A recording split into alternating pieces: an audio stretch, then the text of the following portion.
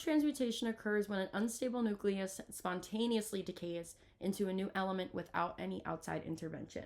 So when we have an unstable nucleus, it can emit a particle of some sort, like an alpha particle, a beta particle, a positron, anything like that, naturally or spontaneously.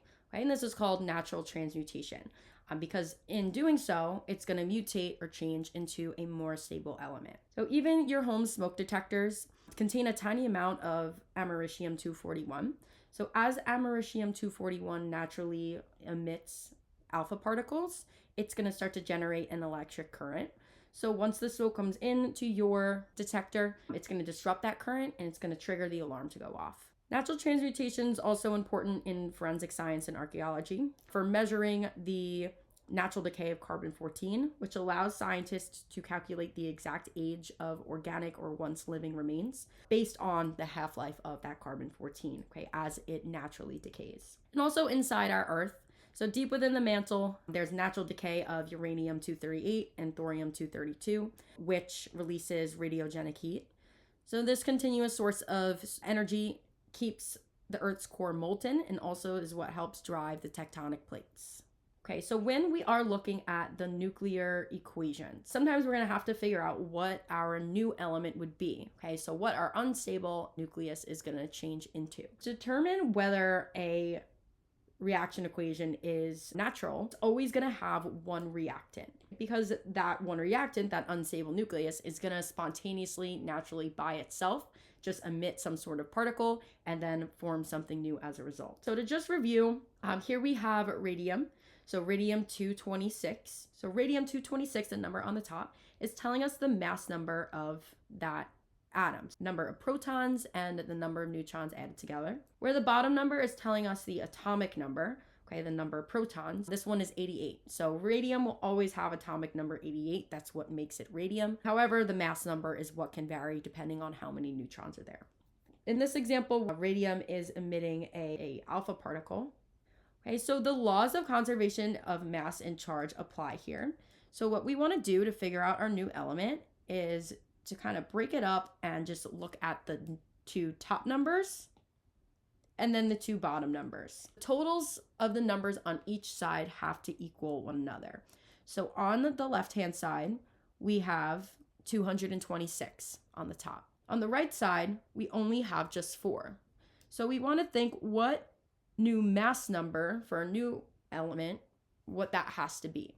Okay, so we can just do 226 minus 4. That'll give us 222. So that on the left on the top, we have 226 in total. And then on the right on the top, we also have 226 because 222 plus 4 gives us 226. Okay, now we're going to do the same thing for our bottom numbers. So on the left, we have 88, and on the right, we just have 2. So we want to think what number has to fill in here so that the left side and the right side equal each other. So we can do 88 minus 2, which will give us 86. Okay, so that in total, we have 88 on the left, and now we have 88 on the right here.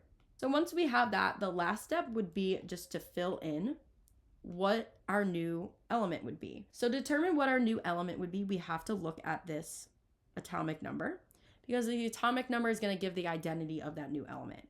So here we would just take a look at our periodic table and see which element has atomic number 86.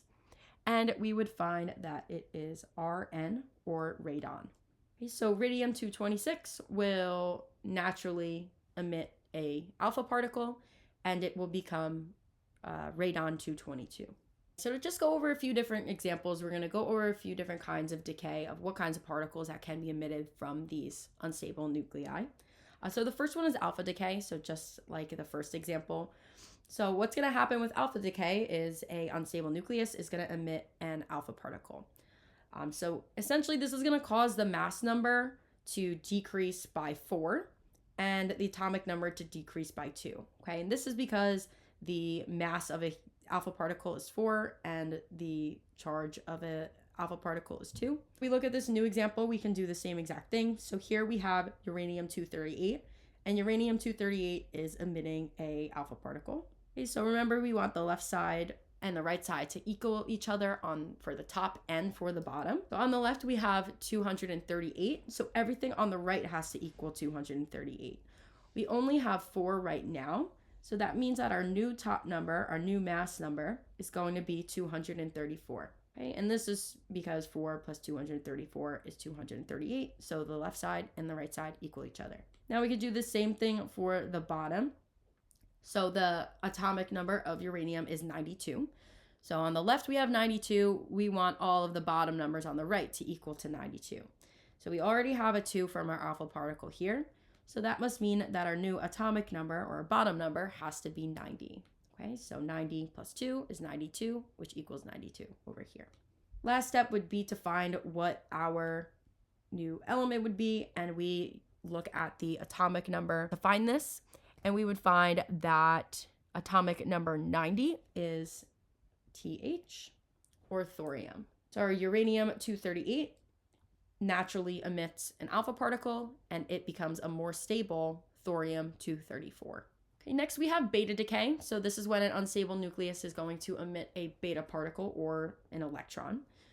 So when a beta particle is emitted, there will be no change in the mass number. Okay, there's not going to be a change in the mass number or that top number because the beta particle or the electron has a mass of 0. Okay, so that's going to make no change occur.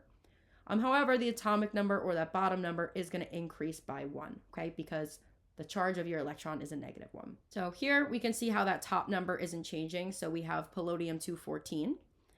So the first number starts as 214, and then on the right-hand side, the mass number is going to stay 214, okay, because that beta particle is not going to change that mass number at all. But down at the bottom, okay, the emission of this beta particle is going to cause the atomic number to increase by 1, okay, and that's because the bottom number for our beta particle is a -1. 83 plus -1 would give us 82, so that each side equals each other on the top and the bottom. Let's try out another example. So on the top, we start out with carbon-14. So carbon-14, if it emits a beta particle, because a beta particle has a mass of 0, that means there's going to be no change in the mass number, so that would just stay 14 because we want the left side and the right side to equal each other. Okay, 14 equals 14 on the top. Now on the bottom, carbon has atomic number 6. We want the right side to also equal 6. So we have a -1, okay, on the right-hand side. So that means that our new atomic number has to be a 7. -1 plus 7 will give us 6. And each side, left and right, equals 6 on the bottom. Last step would be to find what new element we put in. So atomic number 7, you use your periodic table, would be nitrogen. And lastly, we're going to go over a positron emission. So positron is essentially a positively charged electron. This is when an unstable nucleus emits a positron. There will be no change in that mass number, so no change in the top number here. Okay, for same reasons as the beta particle. The positron does not have a mass, but it's going to cause the atomic number to decrease by 1. Okay, so the opposite of beta particle because the charge of that, but it's going to cause the atomic number to decrease by 1 because the charge of that positron is +1. So here we have an unstable nucleus of potassium-37. So if we split up the left and the right just to compare each side, on the top we can see that the numbers equal out because we have a 37 on the left. We have a 37 plus 0 on the right. Now for the bottom, potassium has atomic number 19. Because that positron has a charge of +1, that means that our new atomic number is going to have to be 18. Okay, because we want 18 plus +1 to also equal the left side, which is 19. On the top, mass number is not going to change.